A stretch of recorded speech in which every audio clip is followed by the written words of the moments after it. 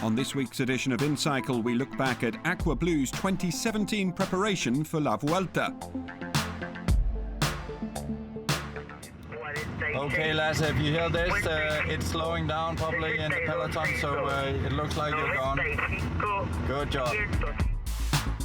Regarded as one of the sport's greatest ever riders, we get an insight into the man, the rider, Eddy Merckx.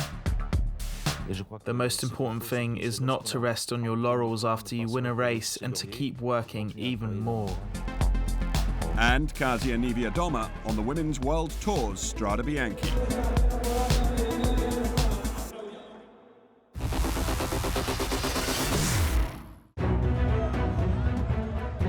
Over the past few years, Kasia Niewiadoma has turned her attacking racing style into a winning formula.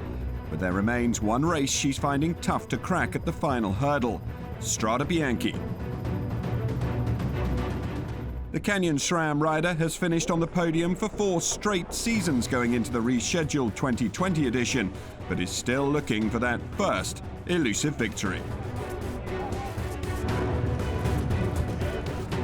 Strade Bianche is an iconic race for everyone. Through the whole season, we only have this race, and also in Sweden, a small gravel section, so not many opportunities to have fun there. It's great to race on that part, and it's definitely something different.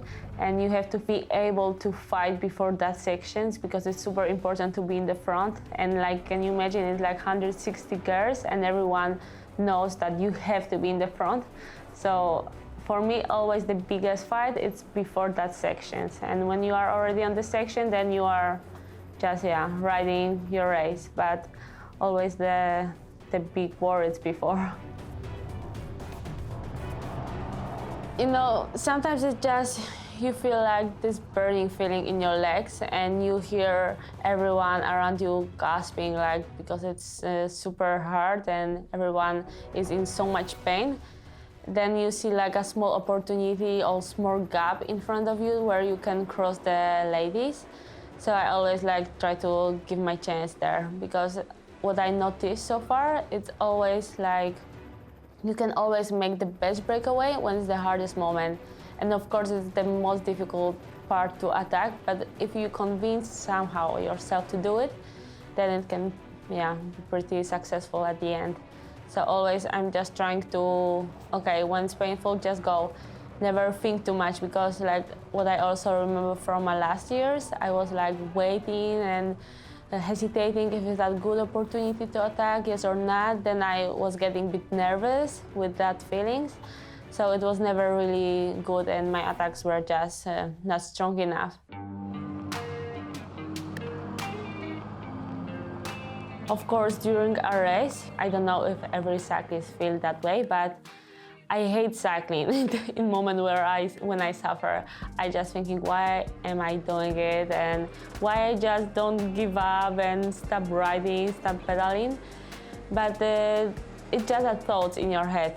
And when you overcome there and go further and deeper in the pain, then the feelings afterwards are just incredible. You are like super happy about yourself, super like proud that you overcome it. And I think that feelings makes me like wanna suffer more and more. Like when you can move your like pain borders, I would say. So yeah, I think it's just every cyclist mentality. You know, I'm kind of rider who always have a struggle to stay relaxed in the peloton.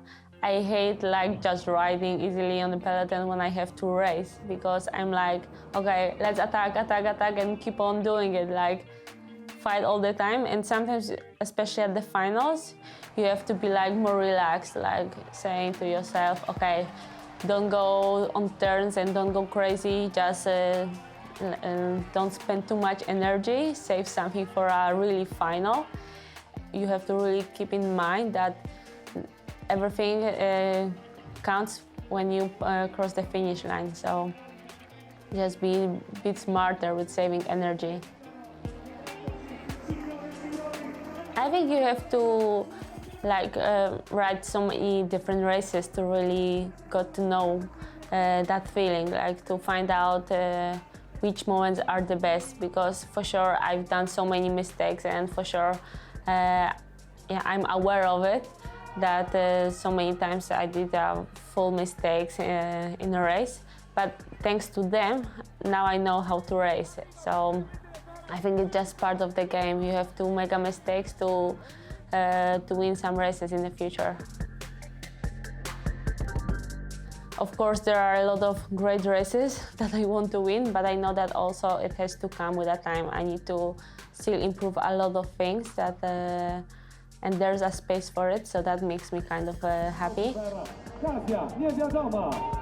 For sure, like being in the front and leaving the top athletes behind me can be an incredible feeling, so I really hope I can make it this year.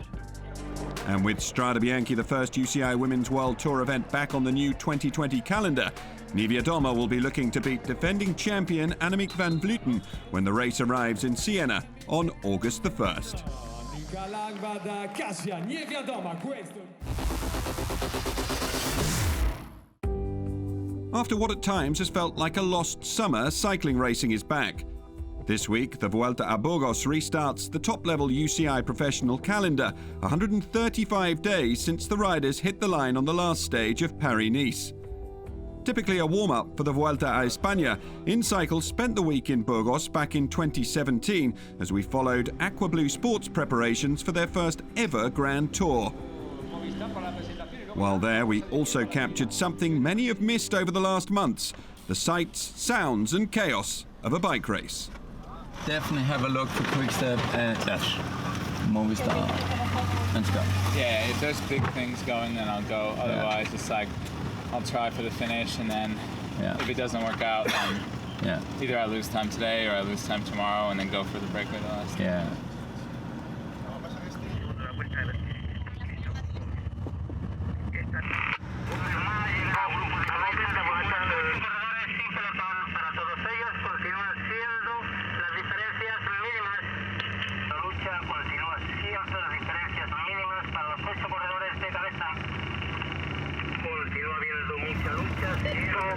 Is it slowing down, Adam?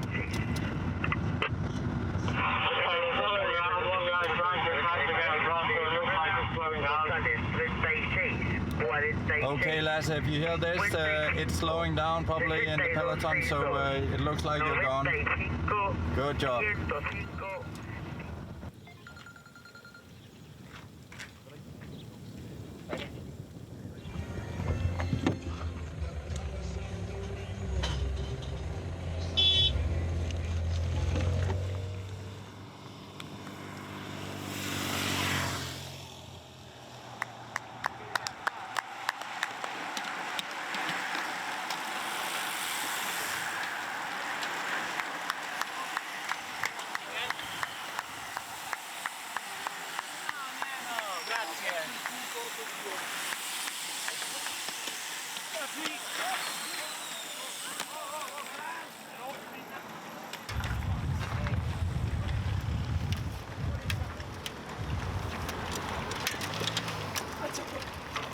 Yeah, just me. Don't need to film this. 2 minutes. Somebody's been near the back of the peloton, please call the car. Okay, I heard it. I'm on my way.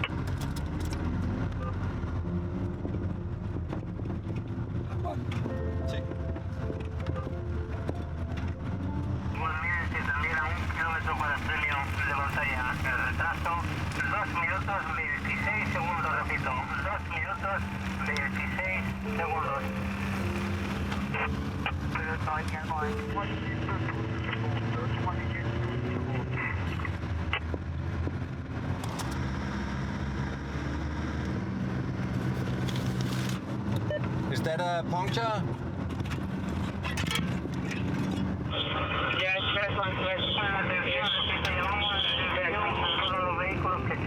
Okay, Stefan, on my way.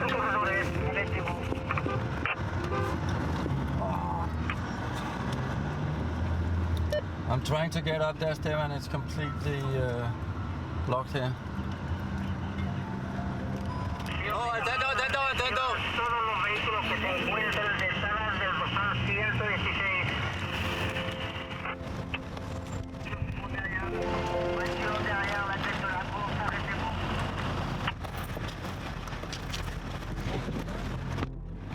Típico.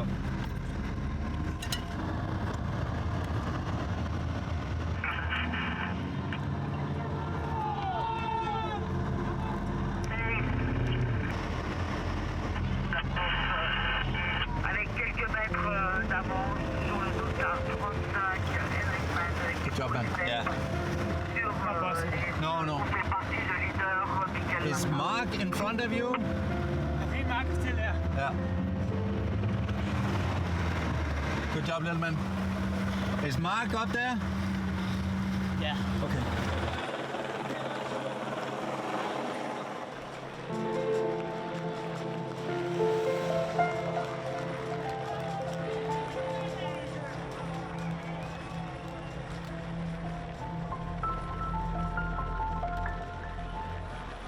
Fíjate porque Mateo Trentin, que era de los integrantes del equipo del grupo de cabeza de carrera, hemos visto cómo ha sido arriba Alquín a la línea de meta, llega también al final de la etapa del equipo Nipo Marino con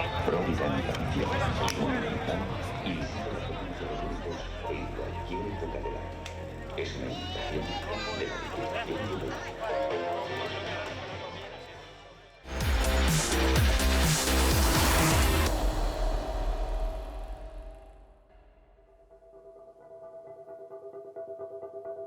Where does the name Cannibal come from? Well, he had a teammate, Christian Raymond, and Christian Raymond had a little girl. Merckx was at 69, he was that good. That little girl asked, well, who's that Eddy Merckx? What's wrong about him? Well, Christian Raymond said he wants to have everything. He wants to eat all the races. And then the little girl says, well, he's a cannibal. Merckx was like that. Je crois que la motivation chez un coureur cycliste, elle vient tout d'abord parce qu'il aime le sport.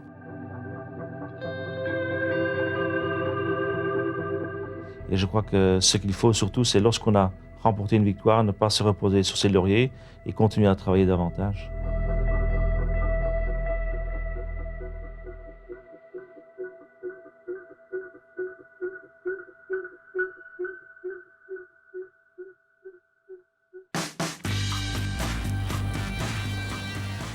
When I was 6 years old, it was possible to buy pictures of cyclists. And there was a picture of the young Eddy Merckx, who was the world champion with the amateurs. That was the first time I ever saw a picture of him. This was not the era of the internet. All we had was cycling. We could watch the last 40 kilometers on television. In our papers in Belgium, there were pages and pages about cycling, and it was often about Merckx. He was born in Brabant, in the Flemish-speaking part of the country, but after a year, his parents went to the suburbs of Brussels, where they spoke French. Mes parents, au début, m'ont certainement pas encouragé à faire le vélo, surtout pas ma mère, parce qu'elle disait que c'était un métier dur et que laisser l'école, c'était quand même un très grand risque. Well, his father was very severe. It was quite hard on Eddy. He has beaten even Eddy, but his mother was very soft, and they tell that Eddy was his father in a bike race, but outside he was his soft mother who hardly could say no. In spring he started with a team of Rick van Looy, solo superior, but Rick van Looy, he was the great rider in Belgium at that time. He had won all the classics. He had been world champion for 2 times, and he was quite a bit jealous of that figure of Merckx, and he ousted more or less Merckx from his team. That's why Merckx left after a year, and he went to the Peugeot team for 2 years. Eddy Merckx won his first great classic. He was riding in '66. He won Milan-San Remo. In '66, he was only 20 years old, and it was fantastic because Milan-San Remo is a classic of almost 300 kilometers. It's the longest classic. People say Milan-San Remo is a lottery, but he was at the start 10 times and he won 7 times. That's quite a good average. Je crois que Milan-San Remo est une épreuve qui m'était très favorable dans le sens que, tout d'abord, elle venait au début de la saison. J'étais un garçon qui avait quand même une activité hivernale, donc j'avais une très bonne condition. Beaucoup de gens, beaucoup de journalistes ont dit qu'il fallait avoir de la chance pour gagner Milan-San Remo. Je ne crois pas que ce soit le cas. Je ne pense pas qu'on puisse avoir cette fois la chance. Well, he had no philosophy, improvisation. He improvised. He never planned. He felt the moment was there. He was not a brilliant sprinter. For instance, Eric Le Mans, who won 3 times the Tour of Flanders, he said, you had to be away with the train of Merckx. When Merckx attacked, you had to be there. And if he was not special, then you could beat him in the sprint. The riders of his generation also tell me you just had to follow one rider. Eddy Merckx decided when a cycling race started, when the attacks started. Mentalement, je dirais que c'est ne pas sous-estimer ses adversaires, essayer de chercher les moindres détails où on peut, dans le temps voulu, faire la différence et d'être toujours concentré sur la course qu'on va faire. I believe they respected Merckx, those of his generation. They knew he was the best, but they did their best to beat him. Roger de Vlaming, for instance, he said a victory on Eddy was worth 3 victories on another rider.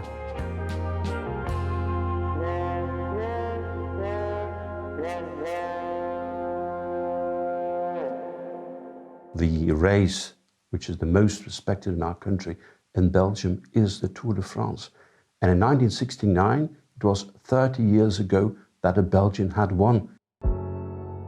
The way Merckx won his Tour de France, his first Tour de France, with almost 18 minutes advance to Roger Pingeon II. That was so fantastic. After a week we were for sure. It was the race on the Ballon d'Alsace. The great favorites such as Gimondi, Poulidor, Janssen, Pingeon, they were already at more than 4 minutes. And then the journalist says, the tour is over. In 1 week we knew. And then came the great day, the day he won in Mourenx in the Pyrenees with the Tourmalet and the Aubisque. He attacked the top of the Tourmalet, and on the Aubisque, top of the Aubisque, he already had 7 minutes. Then he had to ride about 50 kilometers till Mourenx, and at the end he had almost 8 minutes. Then he was canonized. Then he became the most important figure of cycling, certainly for the Belgium.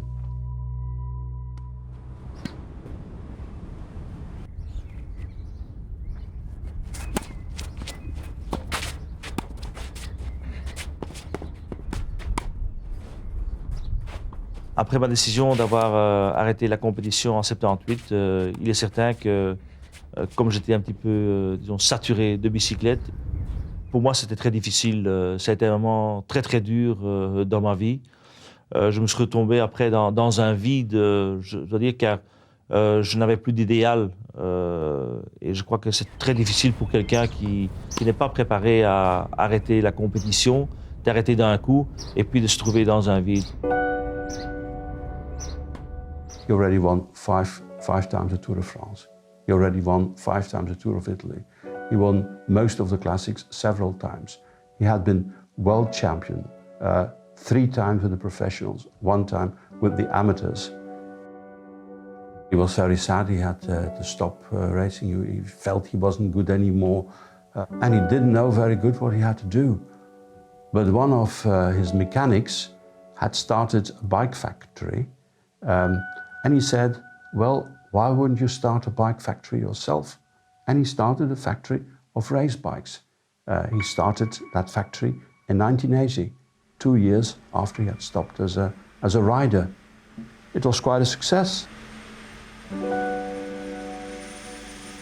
He was always prominent in the Belgian media. He was always interviewed when there was an important race, because he could say, you won that race and that race and that race. And then he had a son, Axel Merckx, who became a professional rider and who also was quite a good rider. So that was again the name of Merckx, who was everywhere. So he's been always present, he's been always following cycling. And there was no better place for Merckx to follow the 2019 Tour de France than the Grand Départ in Brussels, where the Cannibals' achievements were honoured. We are still talking once again about him. And there is also the Grand Départ, the Tour de France, which starts in Brussels, which is a way to honour Merckx, who won 50 years ago his first Tour de France in such a fantastic way. He says, I'm not nostalgic. I'm always looking ahead. It's the future that is important. But I still believe inside he's very proud on what he has done.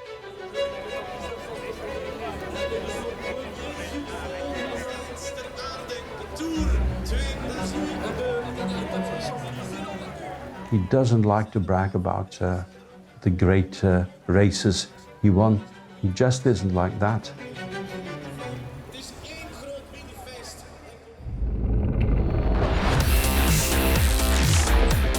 That's all for this time. Until next week, keep up to date on social media.